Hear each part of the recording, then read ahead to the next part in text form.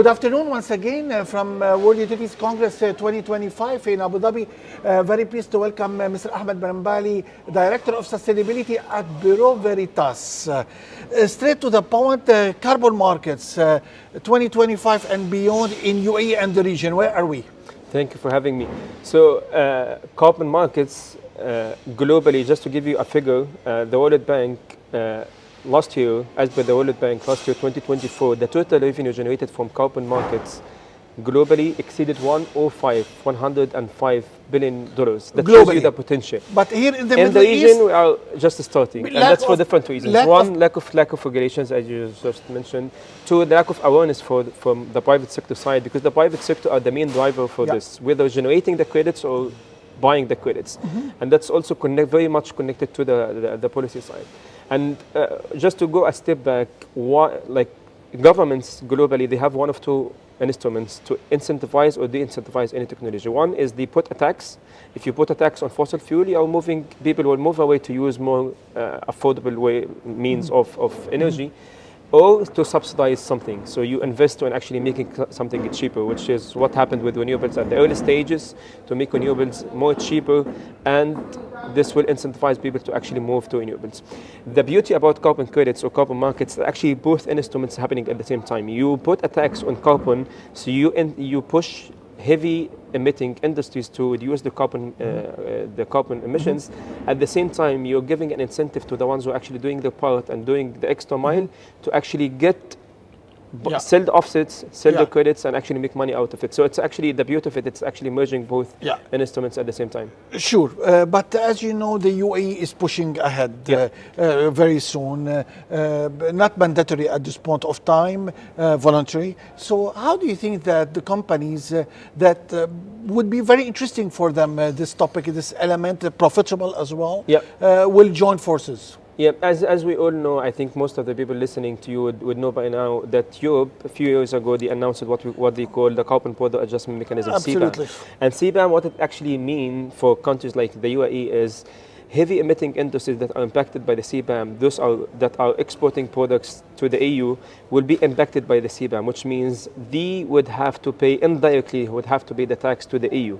So if you don't have this as a local country, locally in the country, that means eventually they are exporting the tax to another country. So you would rather keep the tax money here, invest it in renewable energy projects and other energy efficiency and related projects. So I think eventually what will happen is many of the countries, especially those who have huge trade agreements with Europe, especially Europe, in aluminum and all this stuff. Yeah, Europe and the UK. Yeah, exactly. Okay, and no industries such as aluminum, steel, fertilizers, all the cement, all the 7 products under the CBAM. Yeah. And we have seen this already. So starting, as you mentioned, from next month, because it's profitable for them, it makes sense. It is, and the beauty about it is you already have these projects. Many projects that are happening already in the UAE and the coastal region are already eligible for carbon credits, but they need to consider this in the planning stage.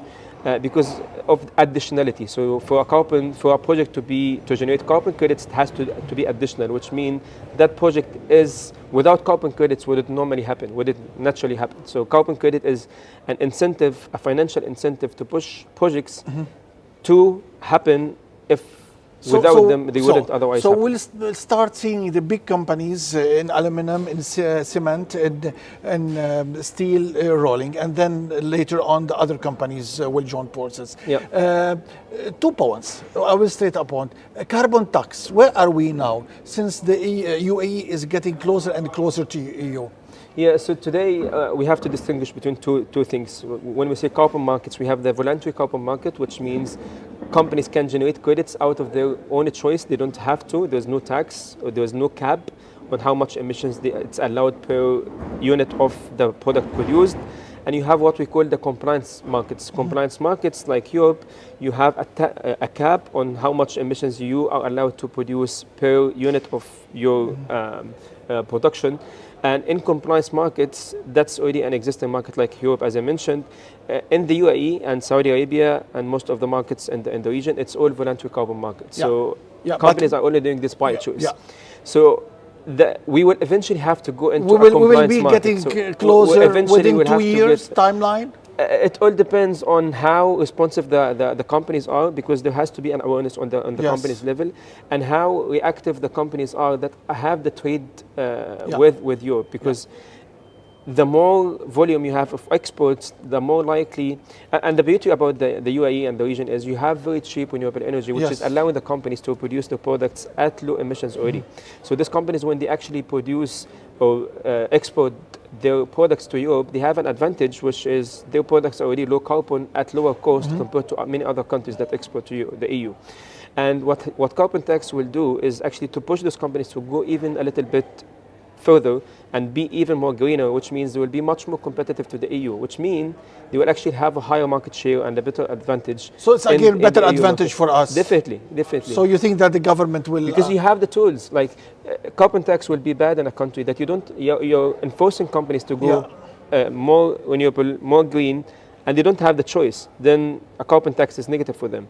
But if you're in a country like the UAE, you are pushing companies to reduce their emissions and energy consumption, and they actually have you have the cheapest renewable energy in the region. In the UAE, the cheapest renewable energy power plant is being produced. So you think within 2 years we'll be having carbon tax? Hopefully even less. All right. Inshallah. My last question. Yes. Offset.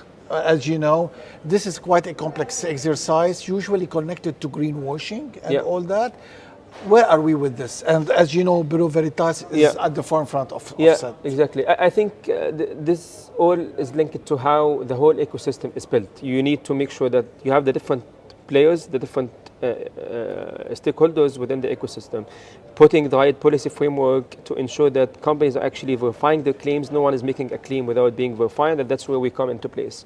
We call ourselves the officers of sustainability. So if you are, as a company, you make a claim that I offsetted X amount of emissions, someone who is independent, has no interest in these offsets, would have to come in, do the verification, and ensure or assure this claim is actually correct.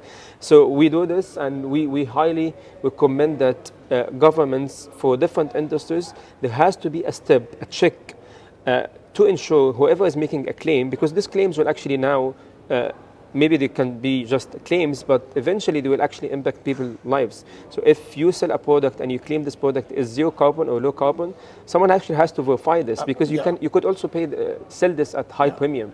So you're making money of something that you didn't actually do. So someone has to come and verify, which is what we... My last question, which sector is more open for this? Aviation?